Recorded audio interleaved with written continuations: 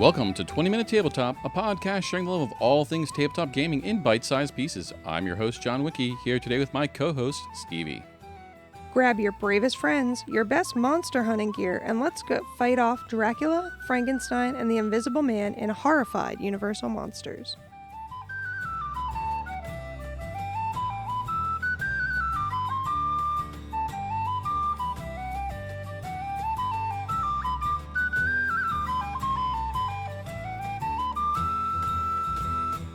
So what's Horrified all about, you say? Well, let's turn to the back of the box. A city screams in terror. The village is under attack. Dracula, the mummy, Frankenstein's monster, his bride, and more are on a rampage, and your team of heroes must defeat them. Each monster offers an entirely unique challenge, and players can adjust the difficulty by playing against a new group of adversaries every game. Overcome them all before the horror overwhelms you. Okay, let's talk our first impressions of Horrified Universal Monsters. I was really excited for this because I love classic Universal Monsters, and I had heard great things about it from my friends. I'm always up for some monster fun and love the classic monsters as well that they use here. So let's talk about setup. The initial unboxing did take a little bit of time. There was a lot of punching out things like items from the cardboard sheets, like you often have in games. After that, there was a little about learning what was the base setup, which is actually pretty easy. So you need to choose a character, getting their card and their token. And then you pick the monsters you want to play, which they give you a guide on the appropriate monster based on the difficulty you want to play. They have some minimal setup unique to them. They have a starting place and some unique elements, but they each guide you on what to do. For Dracula, we placed his coffins, and then for the creature from the Black Lagoon, we had to place his camp lair token.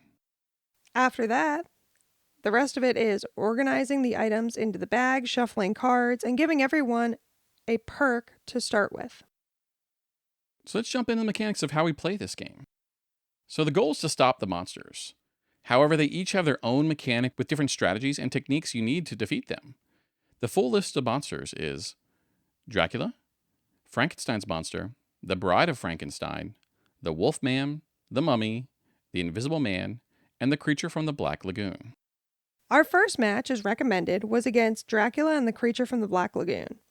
Dracula required you get red items and use them to destroy coffins first. Then you later had to get to him and destroy him. This is interesting because the coffins are in dead ends on the map, so it's really risky with the monsters following you. The creature from the Black Lagoon required you to spend items of a particular color at the camp to progress a boat to eventually uncover their lair. This had the added risk of you needing to stand still, spending your actions to move the boat. And it's important to know there's no real fighting the monsters. If they get to your spot, they attack you, and the most you can do is give up items to avoid getting hurt. You're not attacking or fighting the monster. I frankly love the turn mechanics. I know we're in the mechanics and not the enjoyment section of our podcast, but it is simply a list of the things you can pick to do on your turn, and you have a set number of actions. So you get a lot of things to do, and you get choice, but it's nicely laid out for you.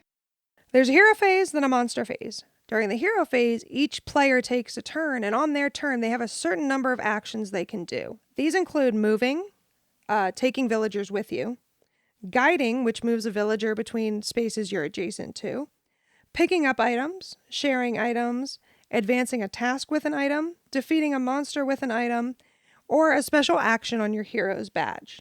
On the monster phase, you will draw a card. It tells you how many items to draw and place on the board. It may give you an event, which you have to resolve unless the monster is not in the game yet. And it tells you if the monster is going to attack. So it gives how far the monster can move and attack if they're able. There are also perk cards and villager cards. So when you get those villager cards, you pull the villagers and put them on the map, and there you have to help save. And the perk cards give you additional abilities and things that you can do. And I want to note that the villager cards, when you pull those, it tells you to put this villager in X location, but it also tells you what location they have to get to be considered safe as well. And that's where the move action with taking the villagers with you and the guide action come into play. Because the goal is to save a certain number of villagers and keep them from being eaten by the monsters. So that's enough about the mechanics. Let's talk about our enjoyment of this game. I really enjoy the strategy that you need to employ as a team in order to defeat the monster. And the mechanics of the monsters made it so that the game remains challenging. So, for example, the monster always goes towards the nearest person, whether it be player or NPC. So, there's rarely a decision you have to make because it's baked into the mechanics. And as I mentioned, I love the turn mechanics. There are a bunch of things you can do, but it's not, an overwhelming way. I love the strategy of how to optimize using them as the monsters approach you. Trying to decide, okay, instead of moving with the person, maybe I just move them to my adjacent spot, then I go do something else. And I love the uniqueness of the monsters requiring changing strategies. Yeah, I really like that to defeat each monster, it's very reminiscent of their film. For example, like we talked about Dracula, you have coffins in certain locations that you have to destroy all of those, and then you can go find him and destroy him. And that is very reminiscent of parts of the film. Creature from the Black Lagoon having to take the boat and drive the boat around to find the lair. Again, very reminiscent of information from the films. And I'm talking about like the classic 1930s original Universal films. Yeah, that's the coolest part I think about this is the way they took lore from these classic movies and called classic for a reason and baked them into the mechanics, the story, the theming, like everything about it. They did such a good job of how do we translate that into a game to play that I just really love it. It was really well done. It's not just slapping the Universal monsters on top of this game, on top of Horrified and making it work with, okay, now you have Dracula, now you have no.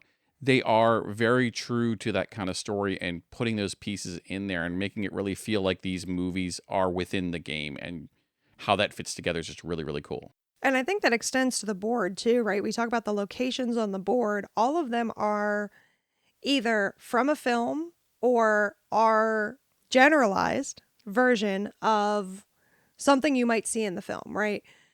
So you're not going to have a ton of different villages. You're going to kind of have one village. You have a castle for Dracula, you have a graveyard, you have a forest, etc. And they do a good job of meshing all those locations together so that it is very clear that, yeah, all these monsters actually do exist in the same space, and this is a threat to your community. Yeah, and it's really cool using the board and like how we talk about the mechanics of what the monster's going to do. Sometimes you're like, you know what? I'm safe because he's going to go kill that NPC or he's going to go after them next. So maybe I'm okay. I don't have to do anything. But there's other times where you use it to lead the monster away from your fellow player at times. There are times where you might decide, I'm going to put myself closer so they come to me. Hope they don't get to me. But that way you can get closer to destroying those coffins and you can get closer to the objective we need to do. Is really fun way to work within those mechanics, knowing the structure of how it's going to work and figuring out those more unique strategies on how we're going to pull this off, to save the villagers. You have to save them again. That's how you're going to win the game before the monsters do. But I really love that you can kind of use this strategy of, I'm going to act as bait for a little bit and hope I can get far enough away. Yeah, and there is one small mechanic we didn't mention, which is the fear tracker, which is on the board, and every time an NPC dies, you have to progress the fear tracker. Because there is a way for the monsters to win, right? If you don't defeat the monsters and they're able to kill a certain number of players or NPCs before the game ends, the monsters win. And that's what limits the length of play so that you're not just playing forever.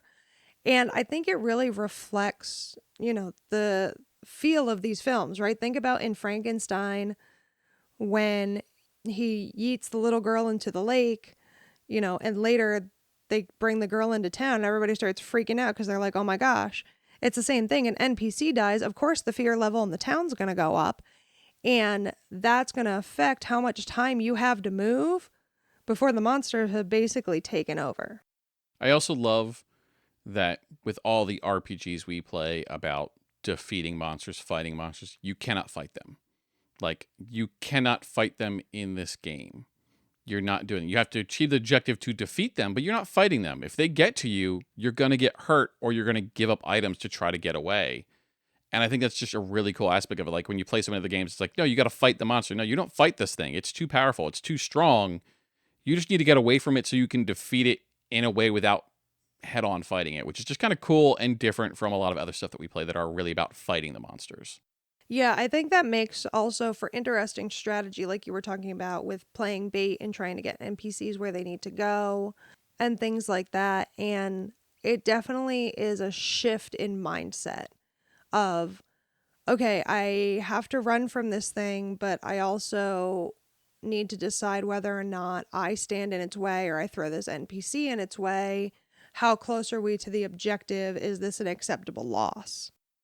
I think that happened, especially with the creature from the Black Lagoon, because you need certain colors to advance the boat in a certain way. And there were, I think, a time where you had the right colors we needed to be able to advance it quite a bit. And I had a bunch of tokens, but not necessarily the right ones.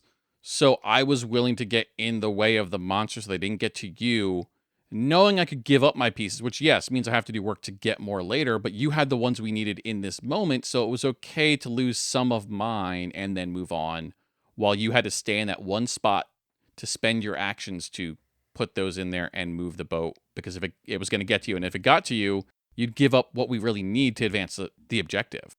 Right. And that's where this comes in as a true teamwork game. There is no one person winning. There is no, well, we'll just gang up on the monster, like you said, and fight it. You really need to think about a strategy of, can I hand this to you? Which we've also done, where you get into the same spot, you hand off an item because you know the other person has two of the three that they need, and they can go advance the objective on their next turn and so on. And like the one where you can move NPCs to an adjacent spot. There were times we did that where you basically handed off an NPC. It's next to me. I'm going to move it to the spot adjacent to me on the other side, which you're at. And then when you move, you're going to take them with you to get them moving across the map quicker than I could do on my own. Because I would have to move to them and then move them with me. So like I'd spend multiple actions. So it was great. Sometimes you can use that strategy of like, we're going to bucket brigade this person down the line and get them to where they need to go so we can save them. Right, right. And again, the more NPCs you save, the fewer there are for the monsters to kill, which would then not progress that fear tracker towards the monsters winning. And that's where that becomes important. I think there was a time when we were playing with TJ where we passed an NPC like from me to you to him, and just everybody stayed where they were and used their actions to get that NPC to safety, because we were pretty high on that fear tracker and we were close to the end, and we're like, no, we need to save this person and make sure they're not on the board anymore. And I find the game really replayable. You know, with the different monsters, completely changes the game plan you're going to use, the strategy you're going to use. But even the same monsters, you know, we played the first one more than one time, and I think the second time we got our butts kicked. Like the first time we won, second time we got our butt kicked, because it still can be hard. That strategy's still there. It depends on where people end up on the board, and not everything always goes perfectly your way. So it has some good replayability to it, you know, in how you play and move around the board. So I really enjoy it from that standpoint too. Yeah, and you called out the book has like a basic setup, but it also has, if you want a more challenging game setup, use these monsters and so on, because some of the objectives are harder than others, either due to a specific set of requirements or the number of things you need to do. And I think that also can help you adjust the experience for your table. So overall, the game, it's for 1 to 5 players, and it's made for ages 10 and up. And it takes about 60 minutes is the recommended length of play. And I think that's about what plays for us too. Sometimes it really matters on how much are you thinking through your next move, what do those decisions take. So the length is going to be a little bit variable based on how many players you have. But obviously, the more players you have, sure, the more each round will take, every player's turn will take. But overall, you can do more things at once too. So it sits right around that 60-minute mark with our play to kind of really get through that. So, a few notes. This is one of several Horrified games. They have also put out American Monsters, which is where you protect the town of Cross Creek from Bigfoot, the Jersey Devil, Mothman, the Chupacabra, the Ozark Howler, and the Banshee of the Badlands. Man, I love me some legendary cryptids. There's also Greek monsters, which you will see monsters such as Medusa, the Minotaur, a siren, the World of Monsters, and a Dungeons and Dragons version where you're going to see some of the iconic monsters of D&D, beholders, mimics, and so on. But they're all the same flavor of game, unique monsters requiring different tactics, items, layers, monster cards, etc. And that ever important terror marker or fear marker is always there. Yeah, and I think it's cool because they have those base mechanics down right. But like we said with the Universe Monsters, they have the ability to apply that to the other monsters and make it feel right, and you're feeling them in there. Like we sat down and played the D&D one at QuestCon, and we were able to set it up and use the exact same thing we did, but it's very unique in what does a beholder do? What does the dragon do? What is a mimic? What does a placer piece use for its actions and what it does and how you can defeat them is so unique. They don't just slap different paint on it. They do, but it's because those core mechanics are so tight, they're able to apply it with all these different monsters and then make it uniquely them that you are taking on these monsters, these terrors. Yeah, and I remember when we played the Greek one at PAX Unplugged when it was new. And again, it's the same thing. We knew the core mechanics, so we knew generally what was going to happen. But like you said, because, Medusa and Cerberus work differently than Frankenstein and the Mummy, it's not slapping the same mechanics. It's making the mechanics fit the actual narrative of that story and the lore of that story. And that's where the strategy comes in. So pulling out Horrified Universal Monsters is vastly different than going to our shelf and pulling out the American Monsters or the World of Monsters or the Greek one. However, I do want to note, there was at one PAX Unplugged an expansion box offered where you could add Krampus to your group of monsters. And I believe that Krampus is playable with any of the Horrified base games. Okay, I think it's about time to wrap it up with our final thoughts.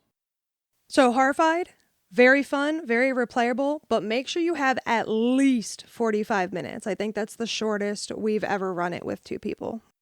This is a fun strategy game with great theming and cool mechanics. I love the variety of the actions you take on your turn, and we definitely will be playing this one plenty, and all its versions. I'm your host, John Wiki, and you can find me on Threads and Instagram as John_Wiki_games. That's WICKEE, and on Blue Sky as johnwiki.morecore.studio. And I'm Stevie, and you can find me on social media as Stevies_games.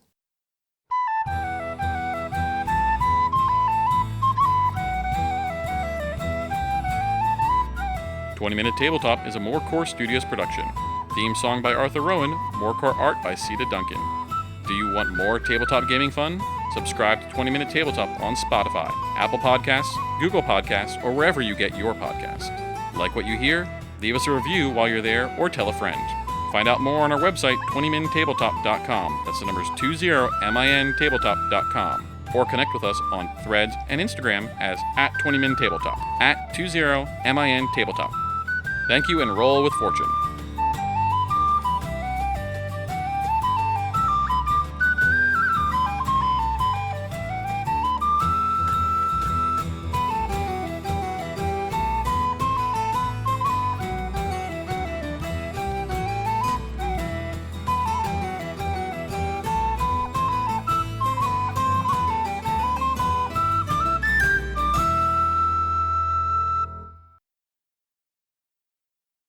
There's a lot of punching out things like items from the sheets that you often have in game. There was a lot of punching out things like items from the sheets as you often There was a lot of punching out things like items from the sheets as you often have in game. Did you want to change that line? Yeah.